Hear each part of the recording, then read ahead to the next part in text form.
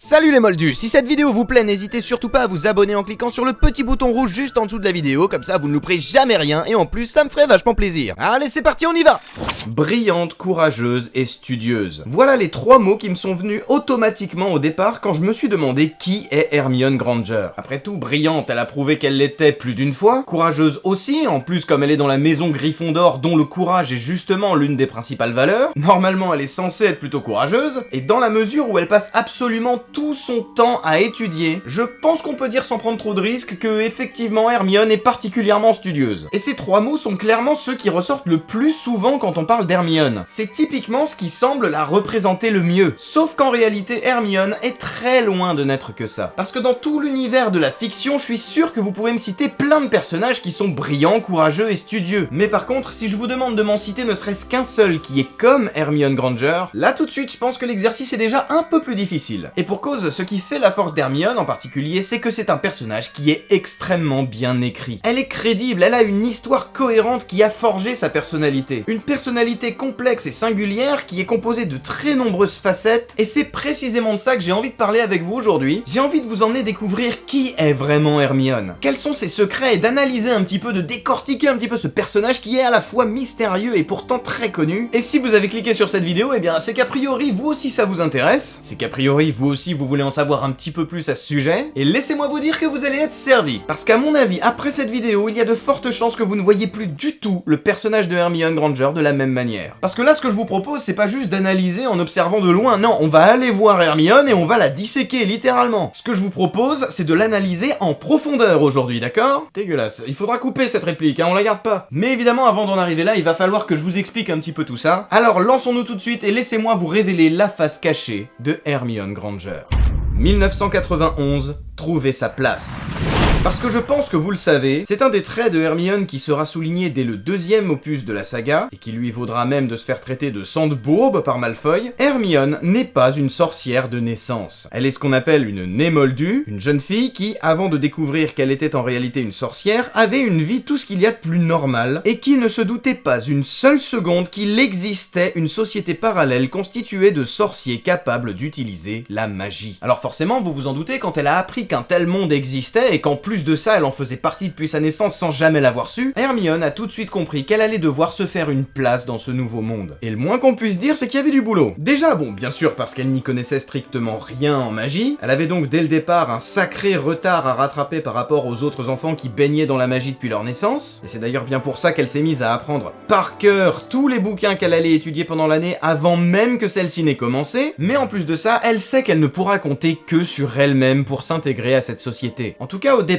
Parce que Hermione, bien évidemment, ne connaît personne, et si avoir des parents dentistes chez les Moldus, ça peut être un avantage, étant donné que c'est un métier qui gagne quand même plutôt bien en général, je veux dire, ses parents, c'est quand même des dentistes, hein, c'est des gens qui ont fait des grandes études, donc si elle était allée à l'école des Moldus, bah elle aurait carrément pu compter sur le soutien de ses parents pour l'aider. Chez les sorciers, en revanche, avoir des parents dentistes, c'est bien simple, ça ne sert absolument à rien. Il suffit de voir la tête que font les autres au repas de Slughorn dans Le Prince de Sang Mêlé pour se rendre compte que le métier de ses parents paraît bien étrange aux yeux des sorciers. Et en même temps, c'est normal. Dans un monde où un simple petit coup de baguette suffit à réparer une fracture en quelques secondes, dans un monde où il est possible de faire repousser des os simplement avec une potion magique, mais surtout dans un monde où il a carrément été possible de régler le problème de dentition d'Hermione alors que ses parents qui sont des dentistes n'y étaient jamais parvenus, tout ça avec un tout petit sort de rien du tout qui a duré à peine quelques secondes, et bah ouais, avoir des parents dentistes dans un monde pareil, ça sert définitivement pas à grand chose. C'est même plutôt un handicap en fait, parce qu'au-delà d'avoir grandi dans une famille de moldus, Hermione a surtout été éduquée par des médecins, des gens qui font partie de la communauté scientifique quelque part. Et la science pour le coup c'est pas compliqué, c'est littéralement l'inverse de la magie. Donc ouais, je pense qu'on peut le dire, elle part de vachement loin. Définitivement, le premier grand défi de Hermione en arrivant à Poudlard, c'est d'une part de trouver sa place, d'essayer de comprendre ce monde qu'elle ne connaît pas, mais surtout ce sera de prouver que malgré sa condition de départ, elle est digne d'en faire partie. Et ça ne va pas être facile par moments, car malgré tous les efforts qu'elle va fournir pour montrer qu'elle aussi peut être d'être une bonne sorcière, malgré le fait qu'elle arrive même avec de bien meilleures connaissances sur le monde magique que la plupart des autres élèves, elle va vite se rendre compte que les connaissances seules ne suffisent pas pour s'intégrer, et elle devra à un moment donné malheureusement faire face à ses premiers échecs. Parce que oui, effectivement, tout apprendre sur ce monde qu'elle est sur le point d'intégrer, ça paraissait assez indispensable, là-dessus on est d'accord. Et en soi, ça pourrait être perçu par les autres comme une forme de grand intérêt pour leur communauté, comme une forme de grand intérêt pour leur monde. Ça, clairement, on peut pas lui reprocher d'avoir fait un sacré effort. Dans les faits, ce qu'elle n'avait pas anticipé, c'est qu'elle allait intégrer une véritable société, composée d'une multitude de personnes qui ont toutes leurs convictions et toutes leurs idées et toutes sont différentes. Et c'est donc principalement avec le personnage de Hermione que le récit va explorer le thème de la discrimination. Car il existe parmi les sorciers, des sorciers qu'on appelle les sorciers de sang pur, qui sont convaincus que les sorciers qui ne sont pas de sang pur, donc typiquement les sorciers comme Hermione qui sont des nés moldus, ne sont tout simplement pas de vrais sorciers, et qui ne sont même pas dignes d'étudier la magie. Et ça pour le coup, Hermione ne pourra pas y faire grand chose. Et pendant toutes ces années d'études à Poudlard, elle devra faire avec. Mais à la limite, s'il y avait que ça, s'il y avait que les Serpentards, puisque c'est typiquement les Serpentards qui pensent comme ça en général, et c'est pas pour rien, le fondateur de cette maison lui-même était celui qui parmi les 4 fondateurs pensait comme ça. Et bah ça irait, il reste encore 3 autres maisons chez qui elle pourrait trouver du soutien. Mais le fait est que ses premiers mois à Poudlard vont être catastrophiques, puisque Hermione ne parviendra tout simplement pas du tout à s'intégrer, et ça commence d'ailleurs dès sa rencontre avec Harry et Ron dans le Poudlard Express, où elle nous est décrite sous un jour pas franchement très flatteur. On nous dit qu'elle a les cheveux en bataille, on nous dit qu'elle a aussi de très longues incisives qui lui donnent l'air de ressembler à un lapin, donc déjà rien que physiquement on comprend qu'avec cette description les autres élèves la trouvent pas franchement très jolie, mais en plus de ça, à chaque fois qu'elle ouvre la bouche, c'est toujours et systématiquement pour faire sa madame je sais tout, qui ne manque jamais la moindre occasion de montrer à tout le monde qu'elle sait tout. Elle passe la plupart de ses cours la main tendue vers le ciel comme si elle essayait de toucher les nuages, lèche-botte en plus. Elle se permet systématiquement de corriger les autres quand ils font une erreur. Ouais bah t'es gentil ma grande mais t'es pas une prof alors tu vas te calmer tout de suite. Sur un ton très souvent plutôt hautain et autoritaire d'ailleurs. Non mais elle est insupportable, je vais devoir lui péter sa gueule en fait. Poucave très volontiers ses camarades quand elle estime que leur attitude n'est pas correcte. Quoi?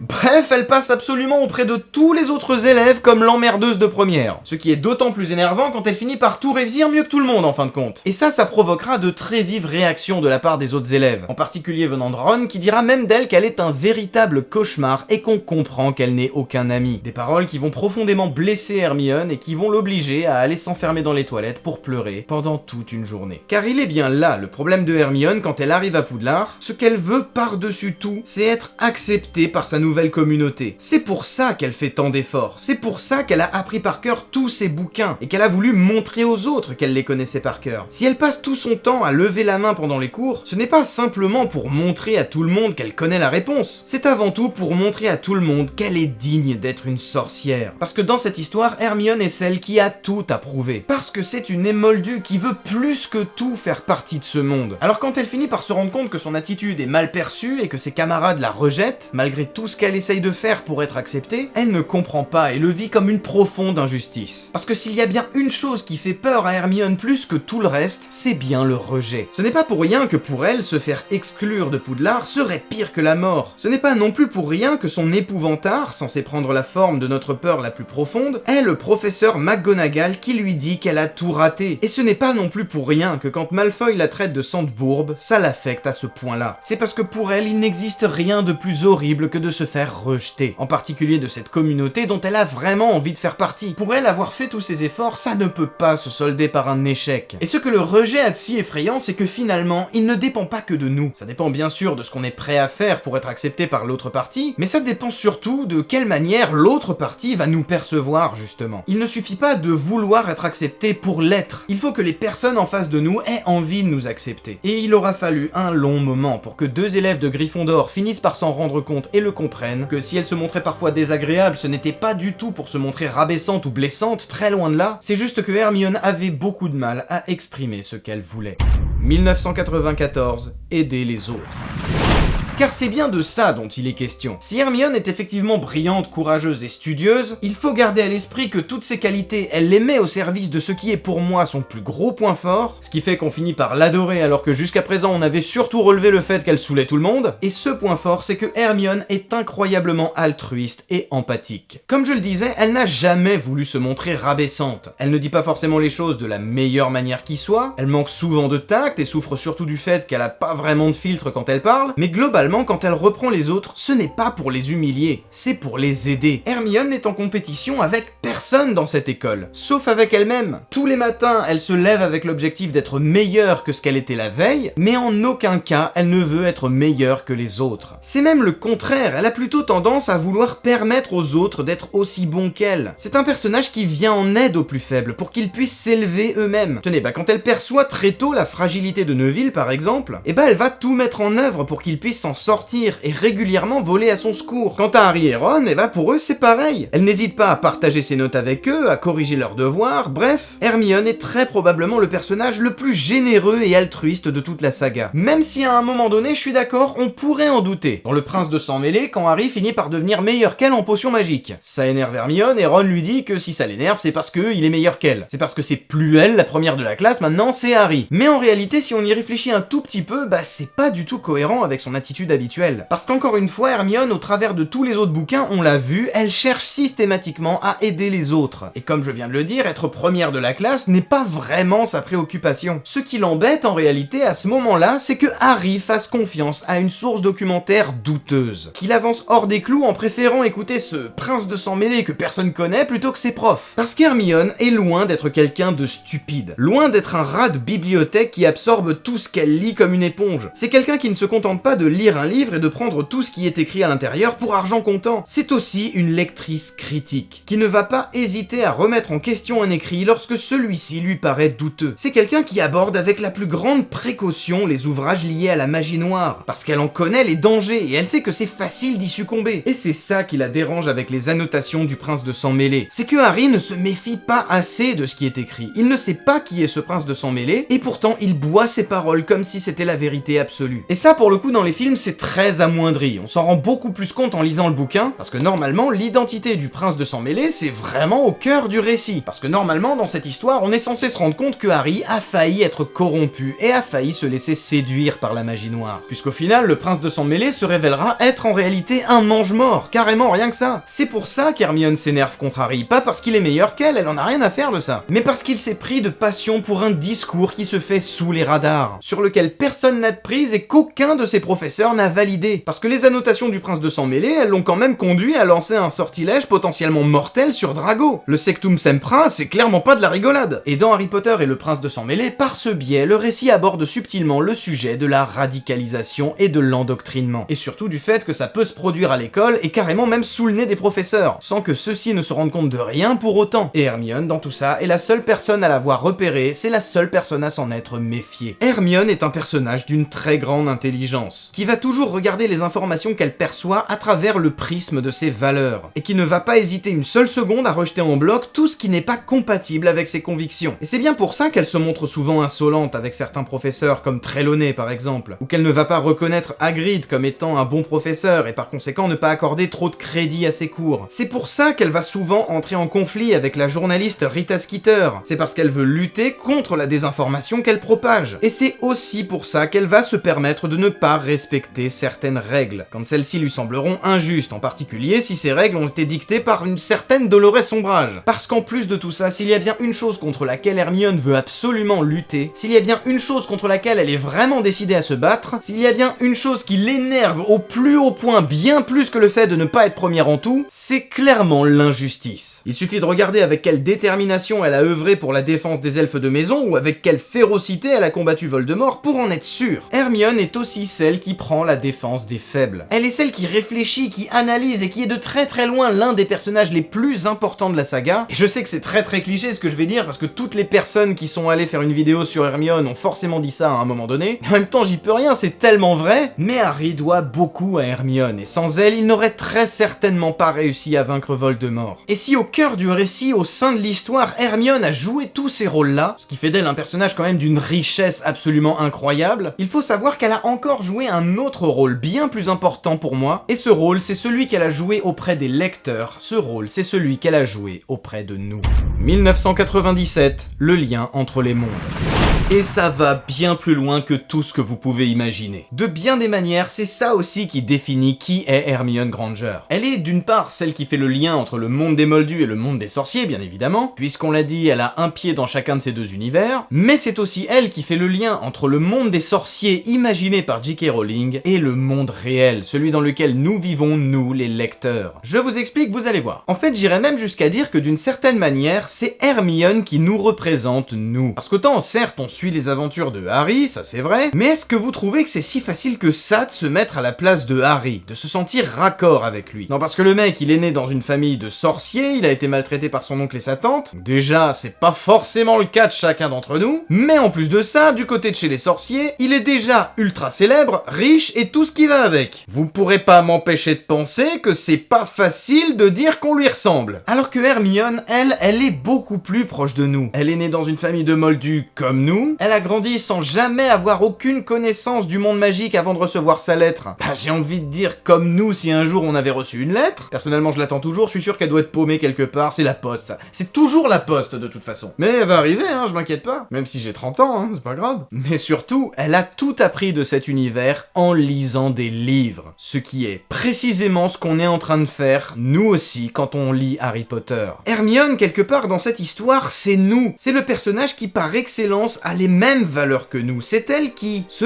heurte aux différences culturelles, qui est choquée par certaines de leurs coutumes qu'elle juge rétrogrades. Et c'est aussi pour ça qu'on la soutient en tant que lecteur dans quasiment tout ce qu'elle entreprend. Parce qu'Hermione, elle est comme nous, elle vient du même monde que nous, et elle partage les mêmes valeurs que nous. Et résultat, quand elle finit par avoir un poste au ministère de la magie, et pas des moindres, hein, elle devient carrément ministre à un moment donné, elle va tout faire pour appliquer ses valeurs à la société magique dans le but d'améliorer la condition des plus démunis, comme les elfes de maison, mais également les sorciers nés moldus qui souffraient encore de nombreux désavantages par rapport aux sorciers de sang pur. Et ça nous rappelle d'une certaine manière fortement l'histoire de Prométhée, le titan de la mythologie grecque qui a offert le feu aux hommes, qui était alors uniquement réservé aux dieux de l'Olympe, parce qu'il était attristé de constater la misère des hommes. Parce que d'une certaine manière, c'est bien ça qu'a fait Hermione. Elle a amélioré la condition des nés moldus, des elfes de maison et de toutes les créatures magiques qui souffraient encore de désavantages, en les mettant au même niveau que les sorciers de sang pur. Tout comme Prométhée a rapproché les hommes des dieux de l'Olympe en leur offrant une partie de leur pouvoir, en leur offrant quelque chose qui jusqu'alors n'était réservé qu'aux dieux. Elle a donné des privilèges qui jusqu'alors étaient réservés aux sorciers de sang pur à tout le monde. Et même au même titre que Prométhée est un titan, donc pas tout à fait un dieu mais qui fait quand même partie de leur monde, Hermione est une née moldue, donc pas tout à fait une sorcière aux yeux de certains sorciers, mais qui fait quand même partie de la communauté magique. Et ce n'est d'ailleurs peut-être pas par hasard que Hermione est capable de créer de petites flammes dans des bocaux pour qu'elle puisse ensuite les transporter et pourquoi pas les donner à quelqu'un d'autre. C'est ce qu'elle a fait à un moment donné dans les Reliques de la Mort. Peut-être que cette petite flamme portative créée par Hermione est justement une référence au mythe de Prométhée. Et tout compte fait, s'il n'existait qu'un seul mot, ou plutôt deux, qui saurait définir à la perfection qui est Hermione, deux mots uniques qui englobent absolument tout ce qu'elle est et tout ce qu'elle représente dans l'univers de la fiction, finalement, est-ce que ces deux mots ne seraient pas tout simplement Hermione Granger? Et voilà les amis, c'est la fin de cette vidéo, j'espère qu'elle vous a plu. Si c'est le cas, n'hésitez pas à vous abonner en cliquant juste ici, ou alors à aller voir deux autres vidéos que je vous mets juste là, c'est gratuit alors on n'hésite pas. Surtout que je les ai regardées et je les trouve vraiment super bien. Alors franchement, allez-y. Là, pour le coup, je pars en connaissance de cause. J'en profite aussi pour vous dire que dans pas longtemps, va y avoir vraiment pas mal de choses sur la chaîne, donc n'hésitez vraiment pas à vous abonner, il va y avoir des vidéos ultra intéressantes. Il y a beaucoup de choses qui sont prévues, alors foncez, parce que ça va être vraiment super cool. Et en les attendant, comme d'habitude, vous le savez, moi, je vais vous faire tout plein de gros bisous. Je vous dis à très bientôt pour de nouvelles aventures. C'était Xionixes, à la prochaine. Ciao!